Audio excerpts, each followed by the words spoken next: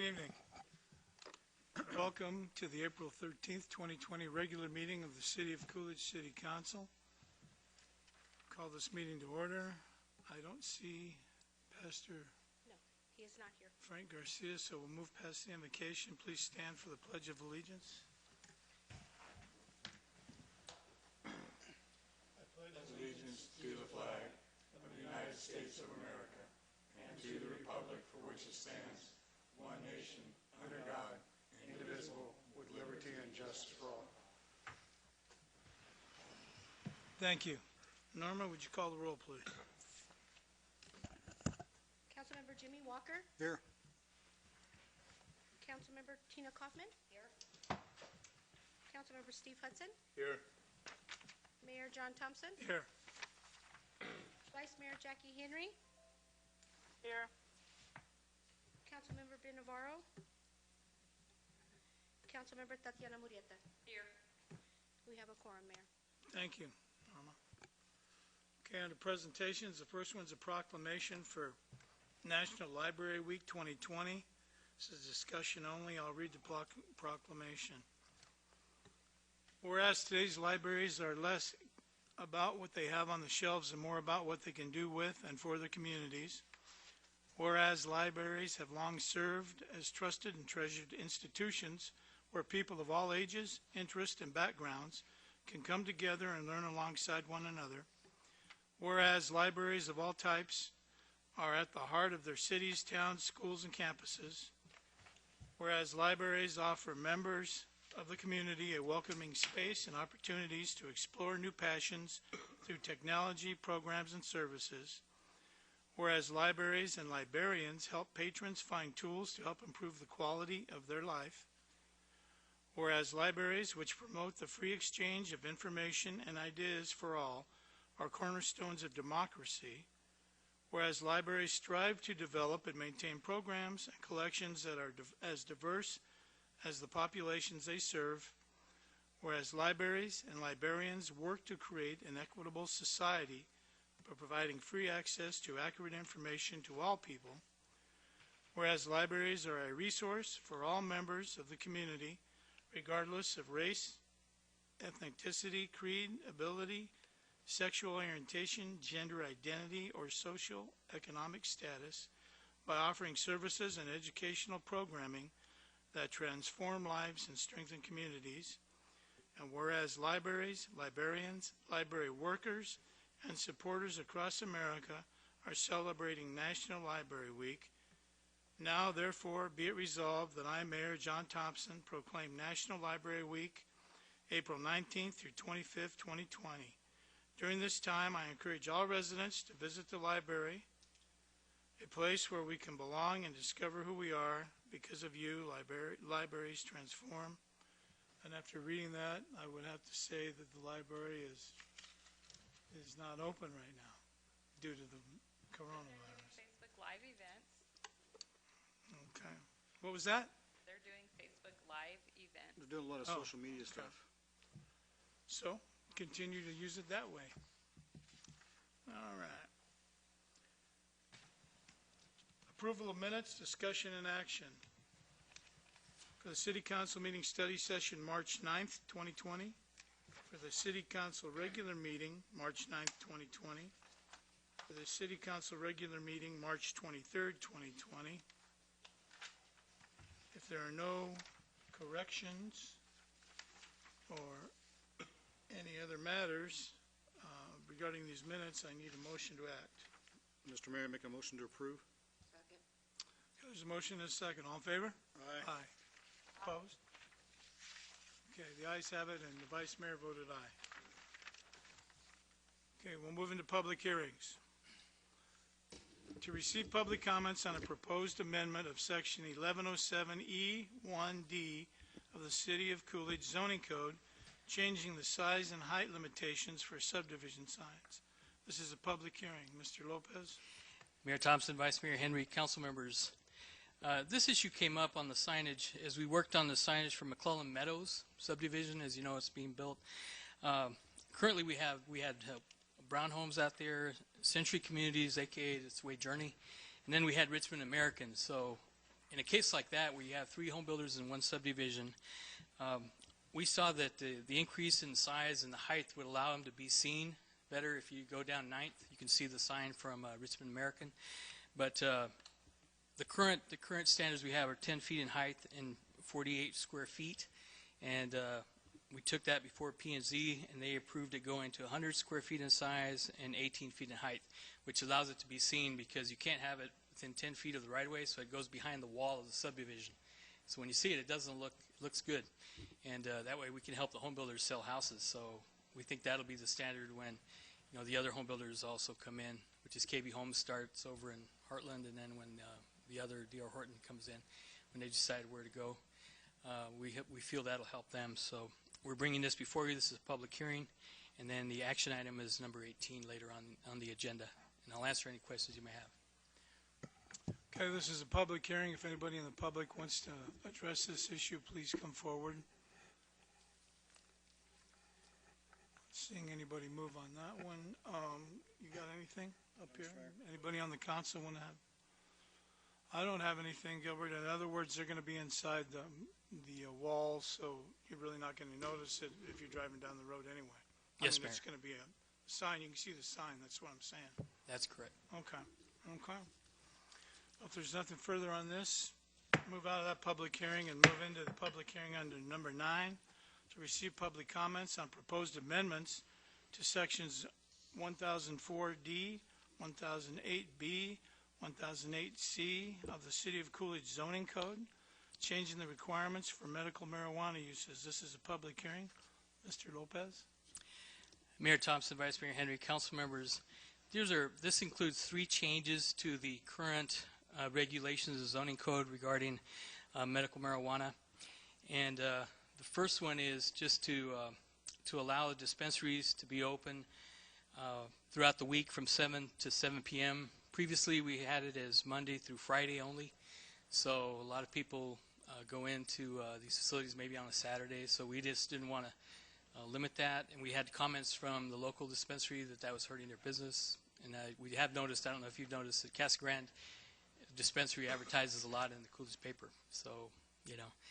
Anyway, that's one change. And at the top, the next one is, let's see, to allow, we're just basically taking out the word cargo container, because what's happened in the industry is some of the growers are using labs that are inside looks like a cargo container, but the lab's inside, and we've seen them in different places like Gilbert Mesa, some of those, and basically it allows, from what I understand, it allows more use of inside the building. So you put these things in a container, and but they have to be anchored down and meet the local building code. So it's not just you pop a container out there. It has to be specially designed for that.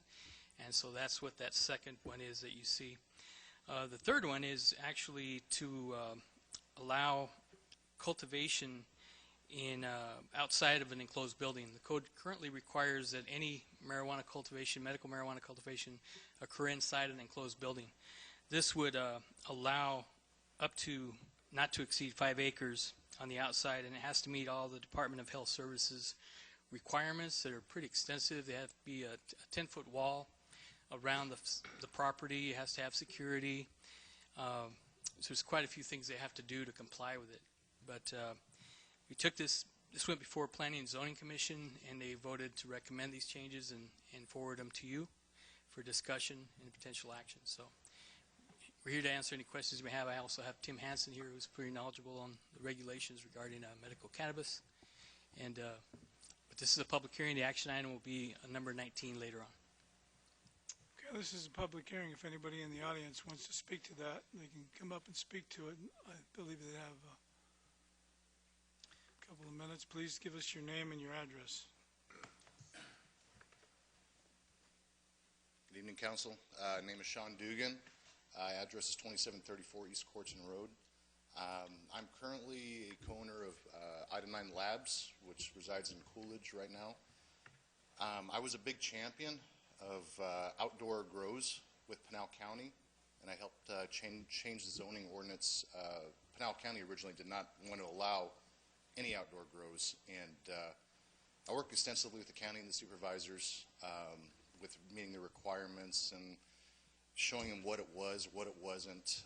There was a lot of outcry from the public saying, "Oh my gosh, it's open grows. It's like the watermelon fields. You know, here kids are going to run out there and grab plants right off the, you know."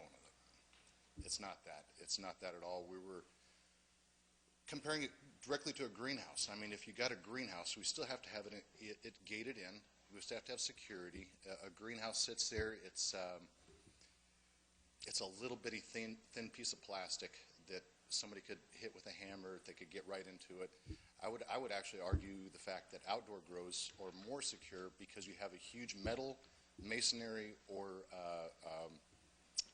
cinder block, some kind of block fence that's got to be around the thing 10 foot high with security, with cameras, everything else that's got to go with the building.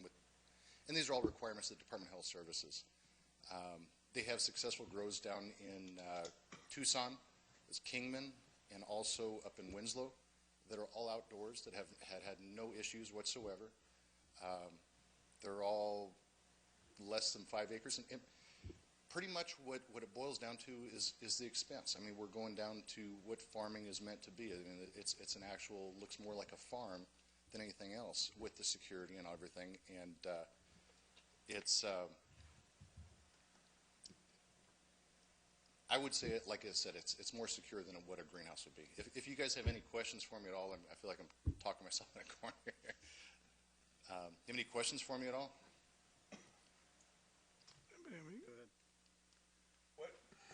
Go ahead, Steve. What's the purpose of having to grow it outdoors? Is it a cheaper cost for you?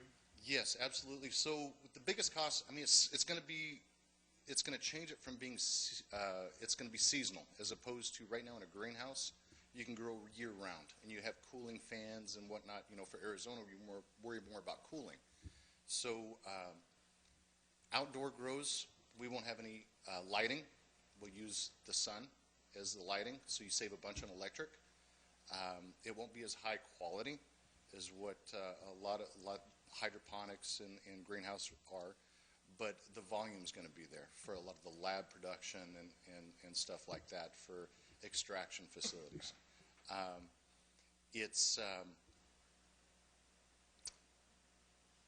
pretty much it's the electric cost. It saves you tons of electric by having it open to the sky, so that way you don't have to, even in a greenhouse, you're going to have the cooling, the fans, and also lighting inside there. So it's more of a cost savings than anything else. Exactly. Yes. And it's not any more secure than a greenhouse. I mean, it's just as secure. And does it affect any cross contamination from other farmers growing other products around it? You bet. You bet.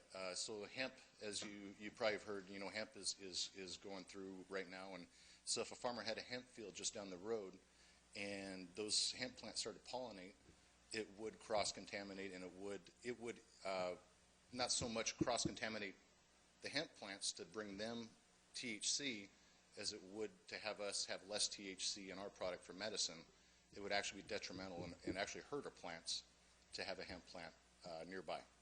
So or pollinating hemp. What about the hemp farmers that are around, that are going to be around? There's quite a few areas, I believe, that are around growing the hemp. Correct. So it's going to cross-contaminate yours. And it's that brings grower up the beware. quality of the marijuana that you sell, correct? It wouldn't contaminate it as so much as degrade it.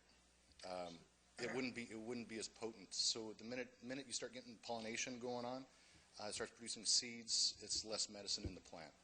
And I thought growing it in the greenhouse for the purpose of the quality of the marijuana and the potency of the marijuana, and that's why the cost is a lot higher than it is growing it down to Mexico and bringing it across the border. Not saying, I mean, basically you're doing the same thing as, you know, somebody down in Mexico growing pot and bringing it across the border illegally. You're just growing it legally to sell it to medical marijuana card holders. But I thought the purpose of doing it in a greenhouse was for the potency of the marijuana, how pure it is and how potent it is, that helps the individual that needs that for the medical marijuana, whatever his case Correct. may be. Correct, absolutely. But the thing is, with an outdoor grow, you can grow such a larger volume and it grows so much cheaper and hardier and healthier. You get huge plants that are just more vibrant and everything. The concentration isn't there, but the fact that you can grow so much more using the sun, there's nothing, you can put lights up all day long. Nothing will match the intensity of the sun, especially the Arizona sun. And so you can get the plants bigger, stronger, healthier. And so even though the concentration of the medicine may not be there in these little bitty plants, which you get lots of quality medicine off these little plants, but these big plants you can produce great quantities and volumes. They're not going to be, I want to speak for myself. Our intent and purpose is to extract that medicine, is to use it for the extraction methods. It won't be for selling flour across the counters of dispensaries. It'll be for extraction. So by getting that huge volume, even if you have some cross-pollination or some contamination, whatever, that's all cleaned out in the extraction process. So all that is clean, and it's complete medicine once it's extracted. And like I said, I'm speaking for myself the way we're doing that. I know some guys have sold it to dispensaries, but they are very isolated, and they're growing quality cannabis in the spring and in the fall, and they're getting huge buds right outside in the open environment, and it's just how far they are away from other contaminants and stuff. Now, you say it's seasonal when you Yes. grow it outdoors. Correct. The heat in the summertime is the best time to grow it. Is that correct? No, not necessarily. The heat stresses it quite a bit. So there's different methods that they use. You can get a flowering in the spring, but they also use light deprivation. So you can actually go out and put, best way to describe it, like tents over them. And it blocks out the sunlight for certain hours out of the day. So that way it tricks them into thinking it's wintertime as the plants want to flower in the winter. So for certain hours of the day, they'll go and cover certain areas of the field and to trick them into flowering. And you keep staggering those down the field. So you can do it perpetual, so that way you can have a perpetual harvest all year long. There's another method too, where you say, look, hey, we're going to start in the spring and we're going to take them all the way through to the fall, and you're going to have these giant trees out there, that big old bushes, and they'll harvest those bushes, and so you have a one harvest per year type deal.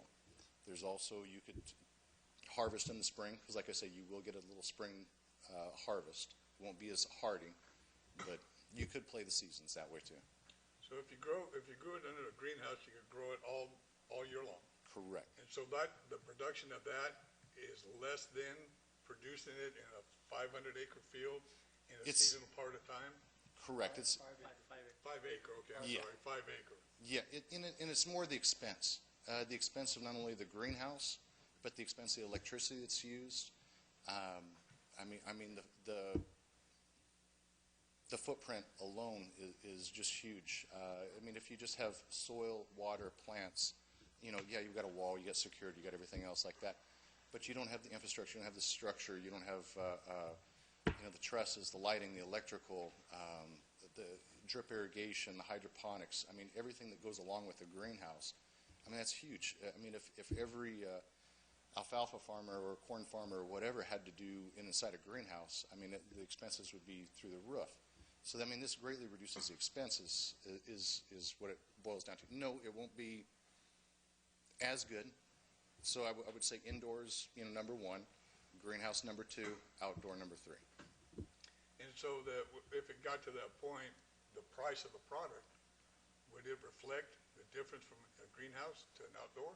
Or are you going to be selling the same product at the same price, but basically giving a less of a product, not as potent of a product? So the potency would be down. And like I said, I can only speak for myself. The way I would plan to do it is the potency would be down, so it would not be as concentrated as indoor or greenhouse. But by the reduced cost of growing that volume, you could put it through an extraction process, and the medicine would come out, and it would be the same amount of medicine, but you got twice the material. But the cost would be less to the consumer? Very much less the consumer. Absolutely very much less the Okay, consumer. thank you. Tatiana? Yeah. Tim? Vice Mayor, you have any questions? No, Mayor. Thank you all for your consideration. Thank you, Mr. Dugan. This is a public hearing. Does anybody else have anything they want to say?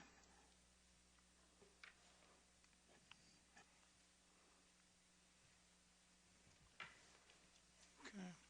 I guess, and then we can close the public hearing and move on for now. We're out of this public hearing.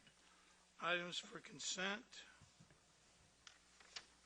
Does anybody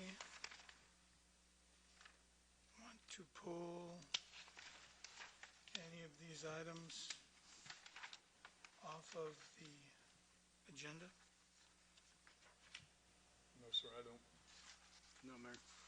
Okay, well, good. Well, as I look for my next page. Where's your 16 at, Jimmy?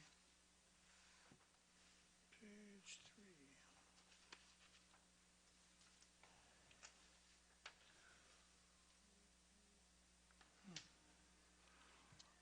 All right, then I'm gonna, John, let me borrow your page 3. Then I'm gonna go ahead, if nobody wants to pull them off, and read the items, business items for consent. Item 10, consider approval of declaring a 1995 Ford F-150 as surplus and allow staff to use Sierra Auction to liquidate the vehicle. All awarded funds will be deposited into the general fund. Item 11, consider approval of the amended job description for the police records supervisor position. Item 12, consider approval of entering into a subrecipient agreement number 190304-02 between the Arizona Department of Homeland Security and the City of Coolidge Police Department for 2019 Homeland Security grant funding in the amount of $240,000 for Operation Stone Garden details and approve the expenditure of said funds. Item 13, consider approval of entering into a non-federal reimbursable agreement between the Department of Transportation, Federal Aviation Administration, and the City of Coolidge to preside a commissioning flight inspection of the PIPI on runway 05 Reels and Merles on runway 0523, and a special flight inspection of the PAPI on runway 23 at the Coolidge Municipal Airport, KP08, Coolidge, Arizona.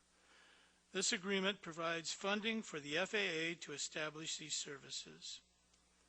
Item 14, consider approval of entering into a cooperative purchasing agreement between the City of Coolidge and Westland Resources through a cooperative purchasing agreement based on the Arizona State contract to assist the City of Coolidge staff in amending the Aquifer Protection Permit issued by the Arizona Department of Environmental Quality for an amount not to exceed $9,500.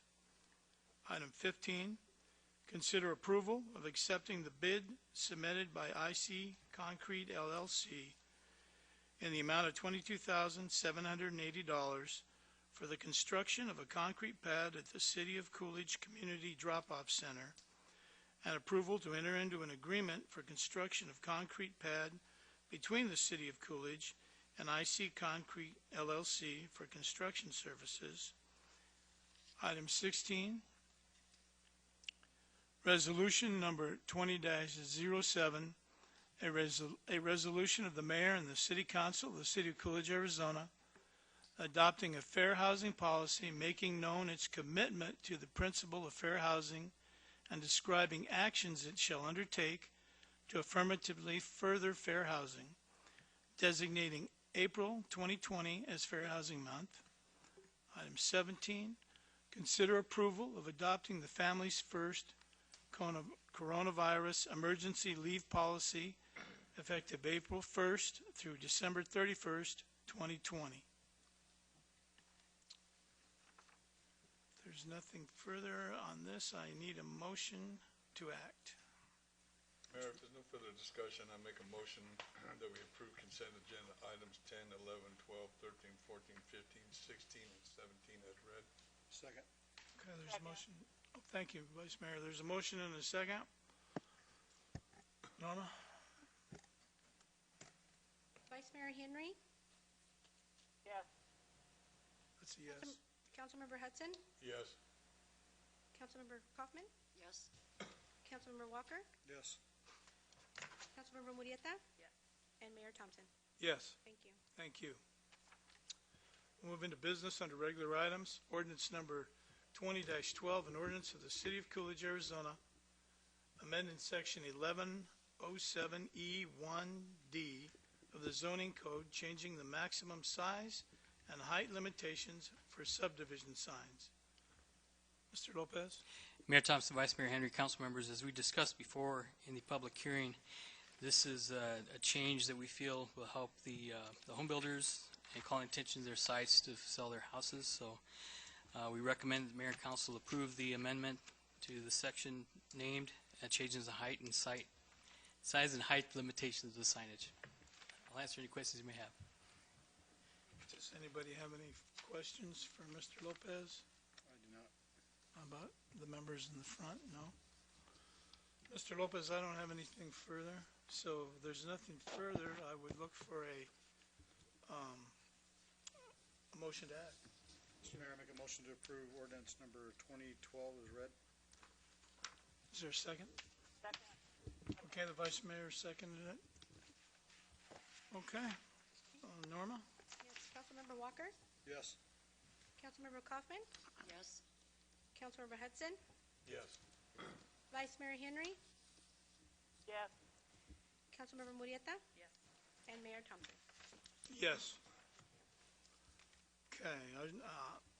Item 19, ordinance number 20-13, an ordinance of the City of Coolidge, Arizona, amending sections 1000D, 1008B, 1008C of the zoning code, changing the requirements for medical marijuana uses. Mr. Lopez, I'm going to start off by saying that I personally would have liked to have more time to research this. I would like to have more time for our police department to get a hold of other police departments and see how this works in places like Winslow, I believe Winslow or Holbrook or wherever the others are. I'm sure Mr. Dugan will be happy to tell us about that. I would have liked to have seen this broken out into maybe 2 or 3 different items, because there is one thing on here that I don't have any problem with. But if we vote on this tonight, I'm probably going to vote no, because I don't have enough information to move forward. We did a little research. I noticed that when this went through the county, Mr. Dugan, their commission, whatever they call their commission, it used to be P&Z when I worked for the county. I don't know what it is now. They voted against doing this, but the Board of Supervisors, when it came before them, they voted 3-2 to go ahead and do it. I just have a lot of questions that I need to be answered, and I think I could have done the research if I would have been aware that this was coming, and coming certainly in one motion. So that's my 2 cents. I don't have enough information to. I mean, I like our drug policy, if you will. I thought we did an excellent job, and I know it took us more than one meeting. I'm sure you'll recall you were on the council at that time. It took us more than one meeting then to decide how we were going to handle the drug problem or the drug policy in Coolidge, and I think this is a big step. Once you open the door, 5 acres. Next, what's next? I don't know. But I would like to have more information on the people that are already doing it before I vote on it. So in saying that, I'm just one vote. So if anybody has anything else they want to add. Yeah, Mayor, and I'm not totally against it. And I'm all for reducing the cost of a product if it's passed on to the consumer. because from what I understand, the product right now is pretty expensive. And if it will help individuals at a lower cost where they can afford it and probably get the help they need because of it. But I too would like to do a little bit more research about it. I think it was, you had the Easter weekend, not to say anything, you got the coronavirus going on. And my business every day is a battle. And with 3 grandkids at home because they can't go to school, my daughter works, my son-in-law works. There's very few time to sit down and spend a couple hours at my house after I get off work to do the research. And so myself personally, like I said, I'm not against it. I would love to reduce the cost to consumer, but I would like a little bit more information myself to make a decision I can live with. I agree. I don't like, I agree with the mayor. I don't like the idea with it all rolled into one topic.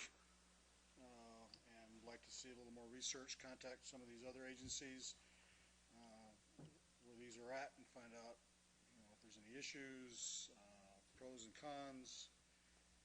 Security, is that professional security companies, or can I hire Gilbert and Matt to come walk around my property at night as security officers? I too would like to see a little more information.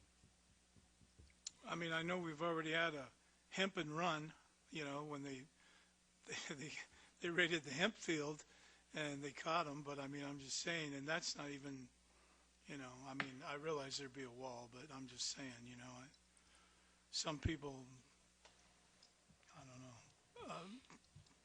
Vice Mayor, do you have anything you want to add to this? No, I agree with the rest of you. I think that we should table the item. Okay, we still have 2 more members that we haven't heard from. Councilmember Marietta. I'm good with tabling it for more information. Tina? That's fine, table. Okay. I think that's probably would be a better deal. It would certainly give it a fairer shake, in my opinion. That's just me. Because, I want to make sure. It took a lot of research, a lot of thought, and a lot of time. We had our back up against the wall when we did our initial policy, and one of the reasons we did it the way we did it is because we thought it would be the least intrusive for our law enforcement and for our citizens here to have the marijuana grown in certain areas where we could control it instead of every other house, backyard, and garage in Coolidge. And so if we decide to open it up, we want to make sure we're doing the right thing and have the right regulations on it for both of us. Nobody on this council, I can assure you, is against business people making money. But I can tell you, people came to me and they said when the lights were on and the hemp grow, they drove out there to see what was going on, and the people approached them with weapons and told them, hey, you can't come down this road. I don't know if it was a private road or a county road, a city road. They didn't tell me, but that's what I was told. So there's a lot of things involved in this. I'm interested in how the jurisdictions that have already allowed it to happen have done. I know this isn't Mr. Dugan, I probably should have asked you this and very briefly, is there anybody in Pinal County has allowed this? Is there anybody growing? Yeah, but just for this one question. I can't say for sure. Yeah, because it's been a few years back. Yes, it's been 2017, I believe. Yeah, so I'm just wondering if anybody in the county is growing in the county so we could take a field trip, maybe one of Gilbert's magic buses, and find out, what it's like. I don't know. Well, that's what we're trying to find out. So I would, Gilbert, what we need to find, what we need to get, and I'm sure Commander Tesero's got plenty of better things to do, but if you can help us out on this, Commander, we'd appreciate it. Thank you. Yeah, Mayor, and if the council, Vice Mayor, and everybody would like to send us some questions that you have, just email them to me if you'd like, or through the city manager, and then we can get all those answers for you. Okay. Okay. Thank you. Rick, do you have anything you want to? No, I think early on, I think when Gilbert made the presentation initially, he said that staff presented this to the Planning Commission. I would say that presentation was made to the Planning Commission because of the requests that were made to us. It wasn't something that the city initiated, the city staff initiated. It was something that the industry initiated and requested that we consider. Well, I mean, nobody's made their mind up on anything, but I mean, I'd like to, there's a number of issues that we table and get more information on, and then we come back and do what we got to do. You're absolutely right, Mayor. I think that there are several questions. We've had a lot of discussion about this among staff. I've had some conversation with the police chief and others, and just want to make sure that it's done correctly and appropriately. We can do some more research. Yes, sir. Okay. If there's nothing further, then I need a motion to act. Mr. Mayor, I make a motion to table item 19, ordinance number 2013. Second? Second. Okay. Norma, choose your second. All right, there's a motion and a second, Norma. We don't need a roll call on that one, Mayor, so we just No. need a... You can ask for a motion. It's a table. What's the table? We're tabling. Okay. All in favor? Aye. All opposed? Okay, the ayes have it. Thank you. All right, thank you. All right, report from the mayor, council, city manager. Jimmy? I have nothing, Mr. Mayor. Steve? I have nothing, just, with this pandemic going around and everything, in my eyes, getting a little bit blown out of proportion, but it is what it is. I just, I think there's 6 or 10 cases in Coolidge. There's been some deaths around us. Just be smart and safe, just do what they're asking you to do. I know one of the things is taking your whole family to the grocery store. That's not needed. Just respect other people's distance. I've been a couple places myself that people have been a little bit closer than 6 feet that I don't know, and don't know where they've been, and it makes me a little bit nervous. I know where I work at, we are open, and if somebody drives a car, first thing we do is go in and disinfect it. The tables are wiped down every time a customer leaves. The dealership is cleaned all day long. We're doing the steps we need to do to stay open. But please respect the grocery stores and the limits. Please respect other people's spaces. And stay at home as much as you can. And let's get this thing through together. Hopefully we see an end soon and we can go back to somewhat normal of a life. That's all I have, Mayor. Thank you, sir. Tatiana? I don't have anything to report. Tina? I'd just like to say, with this whole stay-at-home initiative, orders, whatever, I know it's been tough on a lot of people. A lot of people are social, they like to get out and do their thing. I understand the need for it. I'm 100% behind it. I actually work from home. I love it. But I've noticed a change in the level of respect for certain professions, and I hope that when this COVID-19 is over, we go back to our normal, but not 100% back to normal.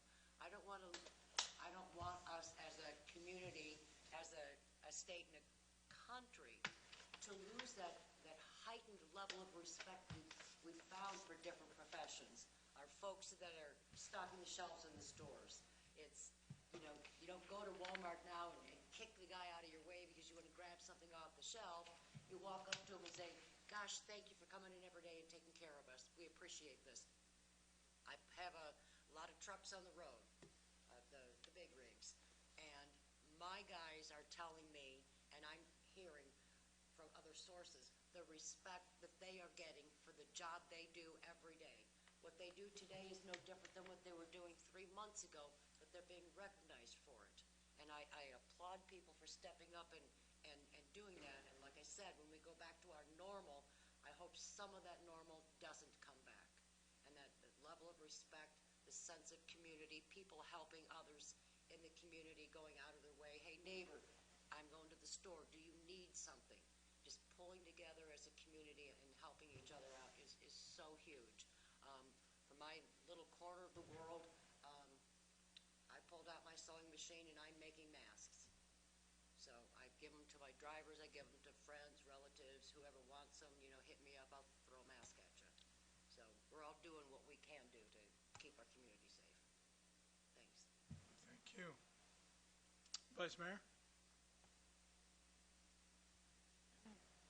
I echo what everyone said. Staying at home is the piss, let me tell you. But in doing so, I was able to network with an organization up in the valley that is making face shields, masks, and so forth. So I was able to obtain some of those for our first responders and some face masks for our employees that are in contact with the public. I am working on some other items that they told me that we could get. Hopefully we'll have that stuff complete. And I'm just thankful that there are so many people out there that are pulling together and making the masks and the shields and so forth. Anyway, that's all I have. Thank you, Vice Mayor. And thank you for reaching out to them and getting those items for personal protection for our first responders. I'm sure they'll come in handy. You're welcome. Commander Jacero shook yes, so that's good news. Mr. Miller? Mr. Mayor, members of council, I know that there's one other agency that we work closely with that provides an essential city service to our citizens, and that is RAD. And many of you know, I think since the last meeting, RAD had to also change up the way they do business because of the coronavirus. The way they do recycling at their recycling facility, they can't have their employees working shoulder to shoulder, so they had to stop their recycling program. So you'll note that some people have been reading on social media, some people are wondering why the recycling container is not being picked up by a different truck. Both containers are being picked up by the same truck until further notice. You really are wasting your time right now if you're recycling because they're just putting it all in the landfill. So I think until further notice, because RAD does believe in recycling, it's just because of this situation they had to change the way they do things. So just put all of your household garbage into both containers right now if you have a lot of it. They'll both be picked up on the same on your normal day with one truck. So don't expect two trucks to pick up both containers. They are also suspending right now because of the fear of the picking up, they're having their personnel pick up the bulk trash. They're suspending bulk trash as well until further notice. Our bulk trash yard is still open. If people want to take their bulk trash to the bulk trash yard, they can still do that daily, Monday through Saturday, Monday through Friday until 4 o'clock p.m. and Saturday you're open till 8 to noon. So the bulk trash yard is still open for individuals that would like to take bulk trash to our yard. So this is one of the things that has been changed up a little bit until further notice. We'll keep the council updated on that. We stay daily in touch with the Pinal County Emergency Operations Center. They have their daily situation reports that they put out. There's a lot of information coming out from various sources. The Chamber is putting out lots of information about how small businesses can take advantage of some of the stimulus that's going on now with loans and so forth. So there's abundant information, almost too much to absorb right now. But I'm just hoping for some normalcy. All of our departments are still providing the essential city services. Development Services is still very active with their permitting. A lot of construction going on around town. A lot of people doing a lot of great work. Our kudos to our Public Works Department. Oh yeah, I'll do that. Kudos to our Public Works Department on the road improvements that are being done around town. The paving that was just done on Pinkley. It was a great job. We also want to remind everyone about the census and to absolutely go online and to fill out the census forms. It's so easy. If you don't have a computer or can't do it, let us know. We can help you do that. Unfortunately, our library is closed right now because of this COVID-19, but we can help you with your census if you need assistance. Right now, I think we're about 40% self-response ahead of the census. People coming out and knocking on your door. You really, believe me, you don't want people coming knocking on your door right now, especially now. So take advantage of a very simple process. All of our citizens need to go online and fill out that questionnaire. It takes just a couple of minutes, and let's get our numbers up there. I'd like to see 100% reporting. It'd be great. But we're doing pretty well. I think we're just under some of the other cities in terms of the percentages. So we're doing very well right now, but we can do better. That's it, Mayor. Mr. Miller, we've taken a hit. We were ahead of a couple of them the last time. I think we're about the same. We're getting closer to the, I think Casa Grande's leading Pinal County in terms of the self-response. Eloy is just below them, and we're right in there with Eloy. I think we're beating Florence, maybe beating a couple of other communities in the area, but we're way ahead of one other, Arizona City, which is like 4%. But we're at 40 right now. About 40, is that right, Gilbert? 40%? Well, we need to pick it up because that's where the money comes from. I'd like to thank the school district. I think that they were working with sending information out to to the students that are still doing their online classes and working from home to remind them to do the census with their families. Well, so that's a good thing too. Serve as a good reminder. Okay. Is that it? Thank you, sir. Okay. Well, as for me, there's less in-person meetings and more phone meetings, which sometimes they don't work out so good, but we'll continue to move along. I do want to thank everybody in the community for maintaining a semi-calm demeanor in light of everything that's going on. I hear of a lot of worse activities in other jurisdictions when it comes to the way people act in stores over certain items and charging store workers and taking items. And I think we're doing a lot better than a lot of places, but sooner or later, I hope this will end. They say these next 2 weeks will be very telling, and we've done better than a lot of places. A lot of our businesses have still been able to operate. So, although I don't know how well a lot of them are doing, they're not doing as well as they'd like, that's for sure. So, that was it. I wanted to thank, of course, the first responders for doing the job they do. They're all, depending on Coolidge and all of them, throughout the county. They're doing an excellent job, and they've got a rough job to do. They really don't know what they're walking into, and this is just one more thing for them to worry about when they get to a domestic violence situation or a call that they're not sure on what they're getting dispatched to. So I appreciate the work they do, and I thank them, and I'm glad they're doing a good job. So in saying that, I would look for a motion to get out of here. So moved. Second. Motion is second. All in favor? Aye. Opposed? Aye. Okay, thank you, everybody. Thanks for coming.